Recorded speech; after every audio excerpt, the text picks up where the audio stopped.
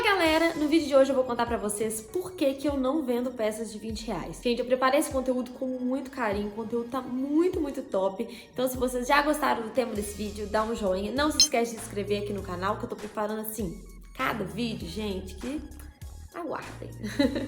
Então, bora pro vídeo! Então, gente, eu tô vendo, assim, muitas lojas começando a trabalhar com essas peças de R$20, né? Com um preço mais baratinho, tanto na minha cidade quanto aqui no YouTube mesmo. Tem muitas pessoas aqui que me assistem que tem loja, então de vez em quando eu vou lá no canal delas pra dar uma olhadinha também. Eu tenho algumas coisas a falar sobre isso e por que eu não utilizo isso na minha loja. Eu já trouxe algumas vezes algumas roupas nesse valor de R$19,99, mas foi assim, uma coisa ou outra, eu nunca tive isso como uma coisa fixa na minha loja. E agora, menos ainda, eu não vou mais trazer peças nesse estilo mesmo. Eu já não trazia antes, agora que eu não vou trazer mesmo.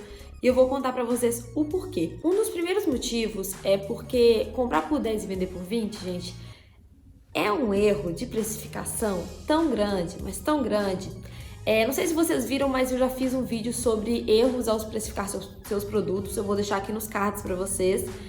E assim, gente, quando a gente começa a entender um pouquinho mais da estrutura de custos, de impostos do nosso país, a gente vê o tanto que isso não se sustenta. Para quem é MEI, é muito mais simples, porque praticamente não paga imposto, né? Então talvez valha a pena comprar por 10 e vender por 20. Mas se você quer que a sua empresa cresça, você tem que sair do MEI. Não tem como uma empresa crescer e ficar no MEI para sempre.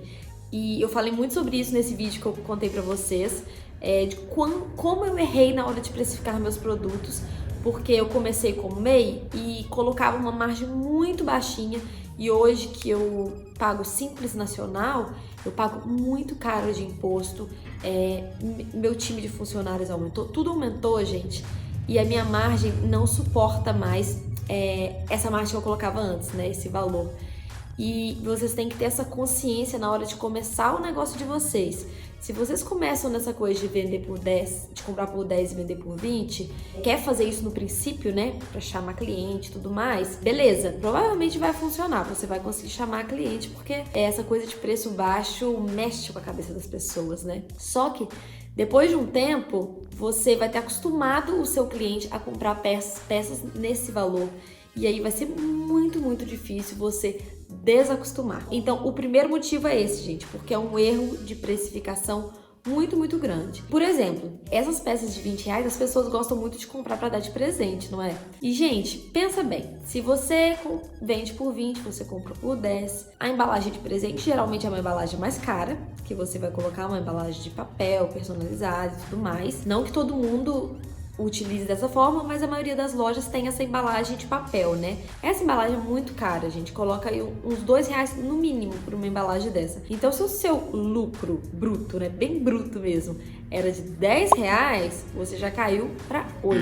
Aí você tem que tirar funcionário, aluguel, conta de luz, conta de água, o custo da mercadoria, né, nesse que seria R$10, tem que tirar o seu lucro esperado. E, gente, no fim das contas, a conta não fecha. Então, acaba que você tá trocando cebola e às vezes tá pior ainda, está tendo prejuízo. Então, analise bem os custos aí, gente, antes de querer implantar essa coisa de peças de R$20 para chamar cliente e não ter noção se você tá ganhando ou não. Porque, né, gente, trabalhar de graça não dá. E sobre essa estrutura de impostos que eu falei pra vocês, gente, uma empresa hoje que é formalizada, que paga os seus impostos corretamente, paga tudo que deve pagar, não tem condições nenhuma de fazer isso, de comprar por 10 e vender por 20. Isso é uma coisa assim, fora da realidade. Então, talvez para empresas que tá começando agora, bem pequenininhas, que é MEI, isso faça algum sentido, mas depois que você crescer, isso não vai dar certo.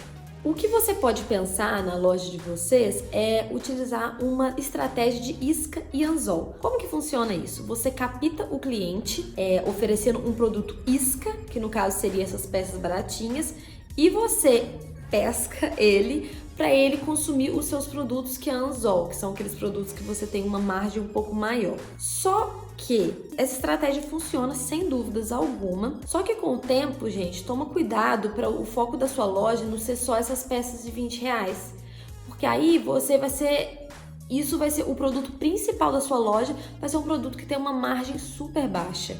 E isso vai complicar demais no seu operacional, no seu fluxo de caixa, e você vai ter sempre aquela impressão de que não está vendo dinheiro. E muitas vezes é porque você está precificando errado. Sem falar que depende muito do seu público.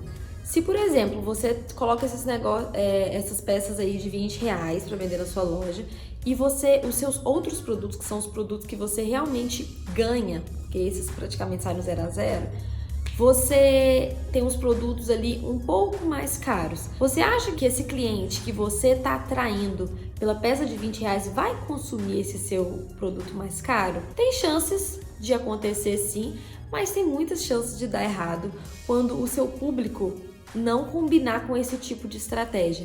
Então, se você tem uma loja que suas peças mais ou menos ali R$50, R$60 já tem esse preço mais em conta, acho que seria legal sim a estratégia de colocar peças de 20. Mas se você trabalha aí com peças mais caras, talvez você vai estar atraindo o público errado para sua loja ao usar uma estratégia dessa. Olha só, uma coisa que eu reparei, uma sacada muito legal aí que fica de dica para vocês. Quando eu trazia algumas dessas peças assim, de R$20, eram poucas, tá, gente? Assim, no máximo 3 peças desse valor aí na semana. O que acontecia? No dia que chegava a novidade, a minha loja sempre enche mais que o normal, é claro, né? E aí enchia 3 vezes mais por causa dessas peças de R$20. E aí o que acontece? Lá em Lavras, por exemplo, que foi onde eu observei melhor isso. Todas as minhas 4 vendedoras de Lavras ficavam ocupadas o dia inteiro atendendo o cliente o tempo todo. Cada uma ficava ali com 3, 4 clientes. E, gente, no fim do dia não dava volume de vendas. Quer dizer, dava volume, mas não dava valor. Quando eu ia ver no final do dia, eu falava, nossa, mas esse movimento todo na loja o dia inteiro para vender esse valor aqui tão baixo. E era justamente por causa disso. As minhas funcionárias ficavam ocupadas o dia inteiro, às vezes para vender peças muito baratas, gente, que nem compensava o gasto de tempo delas ali. Porque vocês têm que ter noção de quanto que vocês gastam com as funcionárias de vocês. Vocês sabem quanto que é a hora de um funcionário? Vocês têm noção dessa informação? Porque aí, gente, vocês conseguem pensar, se eu tô pagando isso aqui pro meu funcionário a hora, será que vale a pena eu colocar peças tão baratinhas assim? Vai valer o que eu tô pagando pro meu funcionário? Vai valer o que eu tô pagando de aluguel? Tem grandes chances de não estar valendo a pena, tá? Uma coisa é quando você tem uma capacidade ociosa na sua loja, quando os seus vendedores ficam ali meio que parados, não tá tendo um fluxo de pessoas muito grande. Aí talvez seja interessante você colocar um produto desse mesmo um pouco mais barato, vai ocupar um pouco os seus vendedores e vai ter mais fluxo na loja, né? Mais transitação de pessoas. Aí eu acho super legal, mas quando você já tá assim, no máximo da sua capacidade, todo mundo já fica muito ocupado, gente, isso é uma tremenda de uma furada. Além disso, de ocupar todas as minhas vendedoras no atendimento ali presencial na loja, o nosso Instagram e o nosso WhatsApp ficava entupido de mensagem. A gente não dava conta de responder. E aí, olha só, além da gente não estar ganhando para valer a pena todo esse trabalho, o que a gente ganhava com isso não pagava nem os honorários das funcionárias. Muitos clientes eram mal respondidos na internet, a gente não conseguia dar uma atenção porque estava sobrecarregado com esse volume muito grande de clientes e muitos ficavam sem responder, eu demorava para responder e às vezes eu demorava para responder outros clientes que iriam às vezes preferir comprar peças mais caras por causa dessas peças de R$20. Existem lojas aí especializadas em vender produtos nesse valor, né? Por exemplo, loja de preço único. E eu acho muito legal, tá, gente? Inclusive, eu ia abrir uma há pouco tempo atrás, mas desisti dessa ideia. Mas eu tava com um projeto para abrir uma loja de preço único.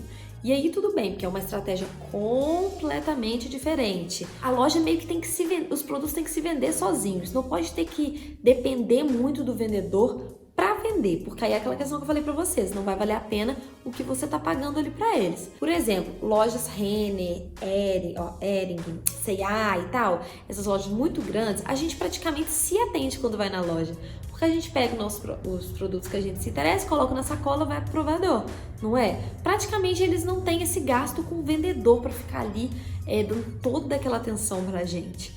Essas lojas de preço único, de produtos baratinhos, também tem que ter essa lógica de que não vai gastar tanto com os honorários ali dos funcionários, porque senão, gente, a conta não fecha mesmo.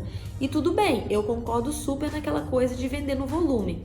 Ah, eu vou ganhar menos em cada peça, mas eu vou vender no volume. Sim, isso faz total sentido. Mas aí entra esse ponto que eu falei, quanto que você está gastando aí de tempo, porque você gasta mais tempo para vender uma peça mais baratinha, que tem uma margem de lucro aí bem menorzinha. Então, gente, pensem bem, tá? E por último, gostaria de falar sobre qualidade. Essas peças mais baratas, é óbvio que não tem a mesma qualidade de uma peça um pouquinho mais cara, né, gente? Nós sabemos que são peças que têm um acabamento inferior, um tecido inferior. Então, assim, às vezes dá tanta dor de cabeça vender esse tipo de peça, cliente reclamando depois. Às vezes o cliente não reclama, mas acontece alguma coisa com essa peça e ele vai ficar com uma imagem ruim da sua loja, falando que os produtos da sua loja têm qualidade baixa.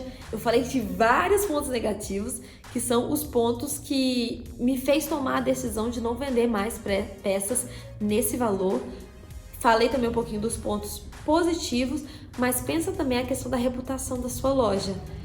Você quer que a sua loja seja conhecida por vender esse tipo de produto? Se sim, gente, super ok. Tem empresas aí grandes que trabalham com essa estratégia de entregar um produto com uma qualidade mais baixa e vender por um preço mais baixo.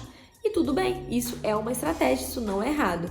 O problema é quando você quer vender um produto com uma qualidade mais baixa, você vai cobrar um preço mais baixo também, mas você quer que a sua empresa seja reconhecida como ter produtos de qualidade, etc. E aí já complica um pouco mais a sua estratégia. Acho que essas dicas que eu dei aqui para vocês, essa reflexão sobre a minha experiência com isso, vai ser muito bacana para vocês repensarem aí algumas estratégias.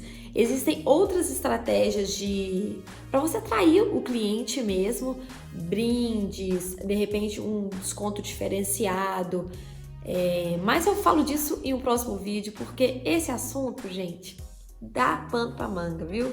Então tem muito conteúdo bacana aí vindo por aqui. Se vocês gostaram desse vídeo, deixa aqui nos comentários, me conta o que vocês acharam. Se vocês fazem isso na loja de vocês, gente, eu vou gostar muito se vocês me contarem por que vocês gostam de trabalhar com esse tipo de produto. Eu sei que vai ter muitos comentários a favor e também muitas pessoas concordando aqui um pouco mais com essa minha visão e um pouco mais da realidade de quando a gente pula aí um pouquinho, dá um salto na nossa empresa, que sai do MEI e vai para um regime aí de pagar Simples Nacional. Então acho que vão ter pessoas dessas duas vertentes aí para conversar. Então me conta aqui nos comentários, vou adorar saber a opinião de vocês sobre isso, tá bom, gente? Então, beijo e até o próximo vídeo.